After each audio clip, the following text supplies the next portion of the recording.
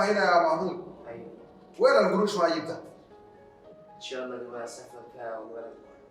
شوف اسمع الكلام ده انا ما ينفع معي، ما تقول لي بالليل. انت المواعيد حقك الليله انك تجيب، صح؟ ليه ما جبت القروش؟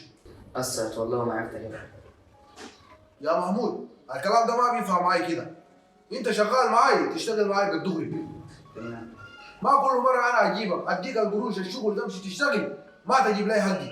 ما في كلام زي ده ما ينفع معي يا محمود. شوف انت الليله ما بكره، الليله على الساعه 10 انا بنتظرك هنا تجيب القروش حقي.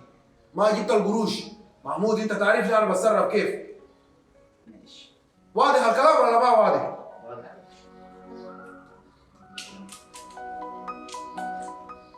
ها وانت يا يوسف اتفضل. عملت لنا شو في الموضوع اللي قلت لك عليه؟ والله ايه؟ الموضوع بتاع القعده والحاجات الحلوه اللي قلت لك تعملها الليله بالليل. ما عرفتش اتصرف في القعده دي ليه ما عرفت تتصرف؟ بسبب الفلوس. قلت لك ان انا محتاج فلوس وعشان اعرف اجيب لك الحاجه دي، المشاريب اللي هتشربها والحاجات دي. انت طالب حاجات تعدي ال 35,000 جنيه. لا موضوع الفلوس ما تشيل همه. تمام؟ انا هظبط لك الفلوس. خلاص ماشي. اجيب لك عربيه واجيب لك توك توك واجيب لك عجله وكل اللي نفسك فيه يا حبيبي. ما تتاخرش يا محمود، تجيب الفلوس تديها للواد يوسف. وانا مفيش اي يلا عشان انا عندي شغل.